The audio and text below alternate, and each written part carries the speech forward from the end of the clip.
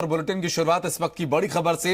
दरअसल श्रीलंका में ईस्टर के मौके पर ब्लास्ट हुए और सीरियल ब्लास्ट में 30 लोगों की मौत की जानकारी मिल रही है और 800 लगभग लोग इसमें घायल बताए, माफ कीजिएगा 300 लोग इसमें घायल बताए जा रहे हैं। और बताया जा रहा है कि राजधानी कोलंबो सहित देश के कई हिस्सों में सीरियल बम धमाके हुए। ईसाइयों के पवित्र पर्व ईस्टर के दिन चर्च को निशाना बनाकर यह हमला किया गया। जिस हमले की यदि बात करें तो अब तक मिल रही जानकारी के अनुसार 25 लोगों की इसमें मौत हो गई, वहीं 300 लोग इसमें घायल हुए बताए जा रहे हैं। और जानकारी यह भी आ रही है कि भारी संख्या में लोग ईस्टर की प्रार्थना के लिए पहुंचे थे और पुलिस ने यहां धमाका कोलंबो पोर्ट के कोचीकड़े के चर्च में हुआ बताया।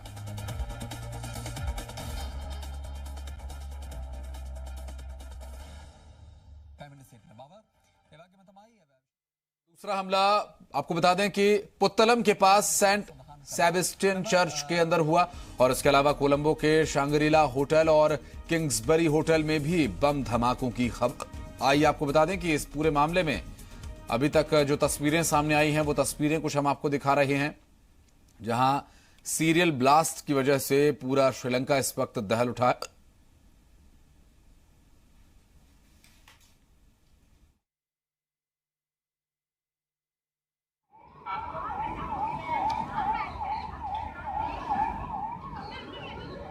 அம்மாங்க அப்ப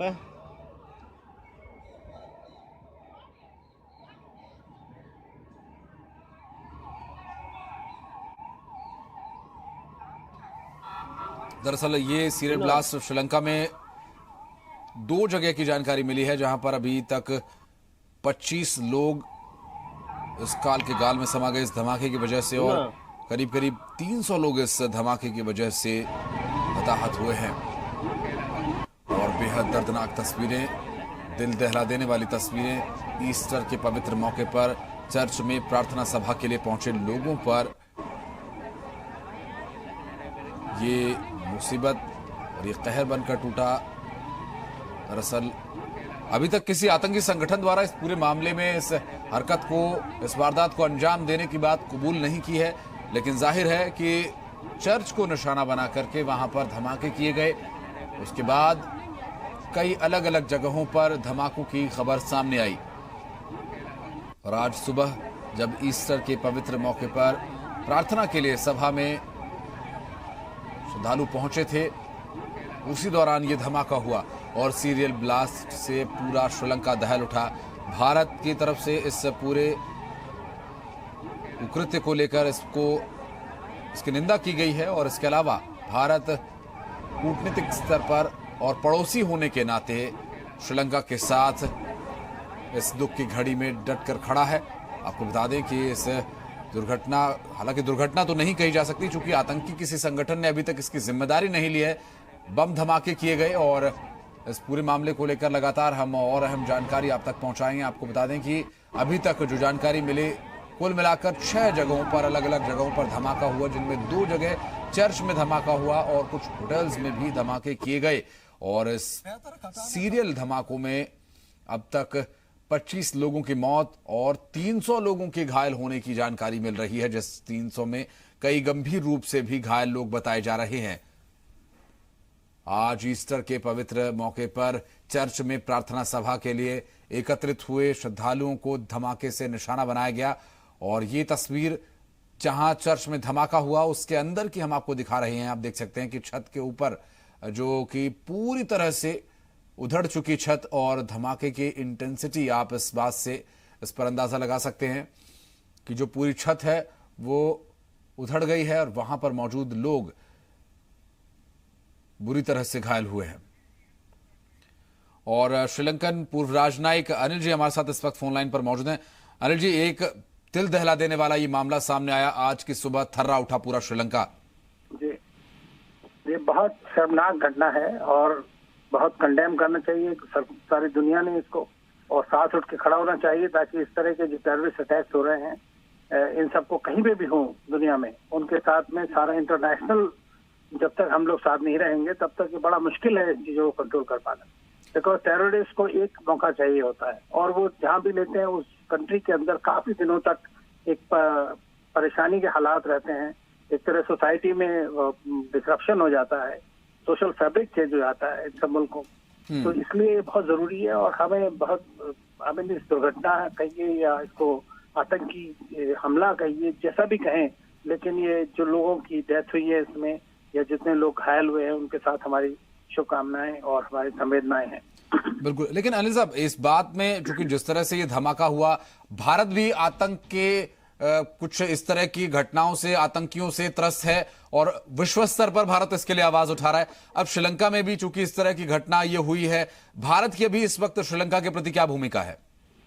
देखिए, श्रीलंका के साथ क्या, हमारे सारे नेबर्स जो हैं उनके साथ हमारा जो काउंटर टेररिज्म में कॉपरेशन है वो काफी बढ़ा हुआ है और हिंदुस्तान हमेशा से उन सबके साथ खड़ा रहता है। जितने भी हमारे नेबर्स हैं, खासतौर से श्रीलंका, नेपाल, भूटान और आपके मालदीव, सबके साथ में। लेकिन और कहीं पे भी, यही नहीं कहीं पे भी दुनिया में होता है, भारत सबसे आगे खड़ा होता है क्योंकि हमने सबसे ज्यादा सफर किया है टेररिज्म से। और हिंदुस्तान इंटरनेशनली भी जो है वो कम्प्रहेंसिव कन्वेंशन जो इंटरनेशनल टेररिज्म की है यूएन में, उसके लिए इंडिया ने ही शुरू किया है वो, और उसके लिए आगे बढ़ रहा है कि सारे मुल्क उसके साथ खड़े हों ताकि एक तरह से एक डेफिनेशन एक टेररिस्ट ग्रुप की हो जाए कि टेररिस्ट है कौन, किस तरह से उनसे लड़ना चाहिए। और इसी तरह श्रीलंका के साथ तो खासतौर से हमारे बड़े प्रगाढ़ संबंध हैं, तो हिंदुस्तान हमेशा से उनके साथ खड़ा रहेगा। मैं जानता हूं कि हमारी सरकार और हमारे जो भी हमारे पास मौजूद है, जिस तरह की भी इंटेलिजेंस हो या वो, हम उनके साथ जरूर शेयर करेंगे। बिल्कुल, अनिल साहब आपने इंटेलिजेंस का जिक्र किया, जिस तरह से भारत की रॉ और कुछ सुरक्षा एजेंसीज गुप्त तरीके से जो आतंकियों की तरफ या पड़ोसी देश पाकिस्तान में जो आतंकी पैदा होते हैं, ट्रेनिंग लेते हैं, भारत में घुसकर अशांति फैलाते हैं। श्रीलंकन एजेंसी के बारे में बताइए कि क्या श्रीलंकन एजेंसी की ये बड़ी चूक है या इस बारे में उन्हें जानकारी नहीं थी, या किस तरह से चूक मानते हैं इसे आप? देखिए, ये तो एक सही बात है कि जब भी ये इस तरह का इतना कोऑर्डिनेटेड अटैक होता है तो वो एक दिन में नहीं हो सकता जी। उसके लिए लोग काफी दिन से प्लान करते हैं और वो सब करते हैं। तो कहीं ना कहीं ये सुरक्षा एजेंसियों की चूक होती है, चाहे वो हिंदुस्तान में हो या वो कहीं विदेश में हो, कहीं पे भी होता है। तो कहीं ना कहीं तो चूक है। लेकिन उसके अलावा फिर आपको ये भी समझना पड़ेगा कि जो टेररिस्ट लोग हैं वो सिर्फ एक ऐसे मौके की तलाश में रहते हैं कि जहाँ पे सॉफ्ट स्पॉट मिल जाए उनको। जैसे अब आज एक ईस्टर डे है, इस ईस्टर के दिन सारे लोग जो हैं अपने दूसरी तरह के दिमाग में रहते हैं, पूजा कर रहे हैं, अपना उसमें चर्चेज में जा रहे हैं, ये कर रहे हैं। तो किसी के दिमाग में ये बात नहीं आती है कि भाई अभी टेररिस्ट अटैक हो सकता है। कि अगर वो इमीडिएटली हुआ हो थोड़े दिन पहले, 6 महीना 8 महीना पहले, तब तो आप थोड़ा शायद सोच भी सकें।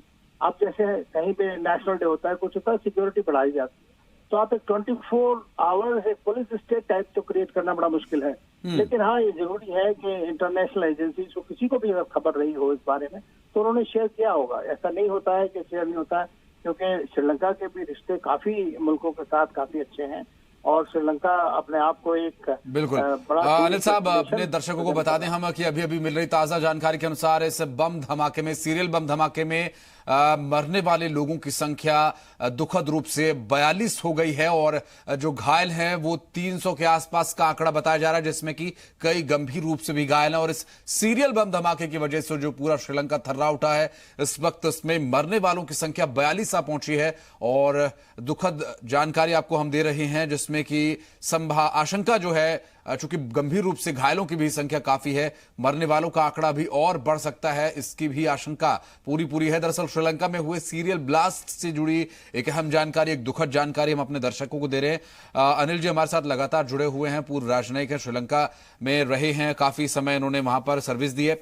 अनिल साहब, इस तरह की जो ये दुर्घटना हुई, एक आपने कहा सॉफ्ट टारगेट ये इस तरह के आतंकी संगठन चुनते हैं, ईस्टर का मौका है, क्रिश्चियन चर्च को निशाना बनाया गया है, ये स्ट्रेटजी है कि धार्मिक जगहों को चुना जाए जिससे उन्माद ज्यादा फैले, या कुछ और? नहीं, ये तो उनका पर्पस तो सिर्फ ये है कि किसी तरह की इनस्टेबिलिटी और एक फियर क्रिएट कर दिया जाए। टेररिस्ट का हमेशा सबसे पहला ये होता है। दूसरा उनका सरप्राइज एलिमेंट है और उसके चलते उन्होंने इस तरह किया ताकि एक कम्युनिटी अपने आप को ये सोचे कि हमारे ऊपर अटैक हुआ है, इससे ये हो रहा है। तो उससे नेचुरली जो सोशल फैब्रिक है उसके अंदर एक दरार पड़ जाती है, तो शक का एक दायरा बढ़ जाता है। तो यही वो टेररिस्ट चाहते हैं कि कहीं पे भी एकता से लोग ना रह पाए, और अगर इंटरनल डिसेंशन होंगे तो उनका काम और आसान हो जाता है। बिल्कुल, और ये एक बड़ी वारदात को अंजाम दिया गया है अनिल साहब, लेकिन अभी तक किसी भी आतंकी संगठन ने इसकी जिम्मेदारी नहीं ली है। नहीं, देखिए अभी ऐसा है कि सब अब जो करेंगे वो भी ये पता नहीं है कि उन्होंने खुद ही करा है। तो कई संगठन ऐसे भी हैं जो अपने बिकॉज अपनी रेलिवेंस बढ़ाने के लिए वो जगह जगह अपना उसका लेते रहते हैं, क्या बोलते हैं, रिस्पॉन्सिबिलिटी। तो अभी आपको पता लग जाएगा आज दिन में किसी ना किसी से तो लेना ही पड़ेगा, या उनकी इंटेलिजेंस एजेंसी पता लगाएंगे, उनके पास कुछ तो जानकारी रही होगी कि कौन कर सकता है। अगर किसने किया है, टाइम का एग्जैक्ट ना भी पता हो, तो कुछ ना कुछ उनके पास जरूर होगा। और मैं समझता हूँ कि ये जैसा भी है, लेकिन अनिल साहब मैं फिर आपको रोकना चाहूंगा। हमारे सामने इस वक्त जो स्क्रीन पर हम इंफॉर्मेशन दिखा रहे हैं, दरअसल ये अपने दर्शकों को बता दें कि श्रीलंका में भारतीयों के लिए हेल्पलाइन नंबर जारी किया गया है। ये 2 हेल्पलाइन नंबर्स आपकी टीवी स्क्रीन पर हम आपको दिखा रहे हैं, और इन नंबर्स पर कॉल करके आप अपने सगे संबंधी या जो भी आपके श्रीलंका में जो लोग मौजूद हैं उस पर आप अपनी फोन करके जानकारी ले सकते हैं। आपको बता दें, इन नंबर्स की बात करें तो नंबर है 941124227888। एक बार आपको हिंदी में नंबर बता देते हैं, 941124227888। एक और नंबर इस पर जारी किया गया है जिसमें 941124229789 करके ये नंबर हैं। 2 नंबर्स हैं। एक बार फिर से हम आपको सरसरी तौर पर नंबर बता देते हैं, 941124227788, 941124227889। ये 2 हेल्पलाइन नंबर्स जारी किए गए हैं श्रीलंका में जो भारतीय रह रहे हैं, उनके लिए ये नंबर्स जारी किए गए हैं। आप इस पर फोन करके जो भी जानकारी लेना चाहते हैं ले सकते हैं, जिनके रिलेटिव्स जो सगे संबंधी या कोई जानकार यदि श्रीलंका में रहता है। अनिल जी हमारे साथ इस वक्त लगातार मौजूद है, श्रीलंका में काफी वक्त इन्होंने बताया, पूर्व राजनयिक है। अनिल साहब, भारतीयों की अगर बात करें, भारतीयों की मौजूदगी इस क्षेत्र में कितनी हो सकती है, कितनी संभावनाएं हैं, और इस बारे में क्या कुछ जानकारी आपके पास? जो वहाँ हमारा बिजनेस काफी तबका है और इंडियन ओरिजिन के लोग भी हैं, लेकिन सबसे बड़ी बात है कि श्रीलंका बड़ा टूरिस्ट डेस्टिनेशन बन गया है। हाँ। तो इंडिया से काफी लोग टूरिस्ट जाते हैं, उसका कोई एक वो तो होना मुश्किल है कि एग्जैक्टली कितने लोग वहाँ पर अभी इस वक्त होंगे जी। लेकिन हमें आशा सिर्फ यही है कि हमारे नागरिक शायद उसमें ना फंसे हों इस तरह में। ये बड़ी दुखद घटना है एक्चुअली, और हमारी एम्बेसी और हमारे मिशन 24 घंटे इस चीज में पूरी सहायता सबको प्रदान करते हैं, और वो भारतीयों के लिए तो हमेशा तत्पर है, और दूसरे जो हमारे और भी जहाँ होस्ट कंट्री है वहां पे भी उनकी पूरी मदद करने को तैयार है। बिल्कुल अनिल साहब, इस बारे में पूरी दुनिया को पता है कि एशिया में इस वक्त चाहे वो भारत हो, श्रीलंका हो, नेपाल हो, या और जितने भी आसपास, आतंक का जो जड़ है वो कहां से निकलता है और उसकी वजह से पूरे एशिया में कितनी अशांति फैली हुई है। इस वक्त कोई कड़ा कदम उठाने की जरूरत है। हालांकि अभी ये साबित नहीं हुआ है कि ये कहां से हुआ है और कैसे हुआ है, लेकिन अक्सर ये जहां से होता है दुनिया इस बारे में जानती है। जी बिल्कुल, आप सही कह रहे हैं, और वो सबको मालूम है कि वो मुल्क अपनी तरफ से पूरी कोशिश कभी नहीं करता है, खासतौर से हिंदुस्तान के खिलाफ उनकी कोशिश यही रहती है कि किसी तरह से टेररिस्ट अटैक बढ़ते जाएं जी। और उसको जब तक इंटरनेशनल कम्युनिटी को मैं ये समझता हूँ कि बिल्कुल पूरी तरह साथ में मुस्तैदी के साथ खड़ा होना पड़ेगा, एक दूसरे को बचाने की कोशिश ना करें किसी मुल्क को या किसी भी टेररिस्ट ग्रुप को, बड़ा ओपनली और उसके खिलाफ सख्त से सख्त कदम लेना चाहिए, तभी ये चीज खत्म हो सकती है। क्योंकि आज की दुनिया में मैं सच बताऊं आपको, मेरे ख्याल से हमें किसी और तरह का खतरा नहीं है जी। टेररिस्ट और नॉन स्टेट एक्टर्स जो हैं वो स्टेट से भी बढ़ते जा रहे हैं, ज्यादा बड़े हो रहे हैं, जहां चाहते हैं जब उनका मन आता है वहां अटैक कर सकते हैं। तो ये एक इतना बड़ा खतरा है, ये किसी एक मुल्क के बस की बात नहीं है कि वो उसको पूरी तरह से कंट्रोल कर सके या उससे लड़ाई लड़ सके। बिल्कुल अनिल साहब, साम्राज्यवाद के समय इस तरह की चीजें देखी जाती थी कि अपनी टेरिटरी बढ़ाने के लिए एक राज्य दूसरे राज्य, एक देश दूसरे देश पर हमला किया करता था। आज जब सब ग्लोबल कम्युनिटी में रह रहे हैं, सब एक दूसरे के साथ जुड़कर रह रहे हैं, तो ऐसे में आतंकवाद इतना बड़ा ये सरदर्द बना हुआ है कि पता नहीं कब क्या हो जाए। आप दूसरे राज्यों के हमले से बचने के लिए आप दूसरी तरह की तैयारियां करते हैं, लेकिन इसके लिए क्या करेंगे? देखिए, आइडियोलॉजिकल ये एक स्पेस क्रिएट करते हैं वो अपना, और फियर का और अपने अडेरेंस का, और उसके लिए डी रेडिकलाइजेशन एक बहुत बड़ी चीज है जिसको करना पड़ेगा और हर मुल्क में करना पड़ेगा। बिल्कुल अनिल साहब, इस वक्त ये समय कदम उठाने का है, आतंकियों के खिलाफ, आतंकवाद के खिलाफ कड़ा कदम उठाया जाए जो कि किसी को अपना नहीं समझते और किसी को भी निशाना बनाते हैं और शांति फैलाने का काम करते हैं।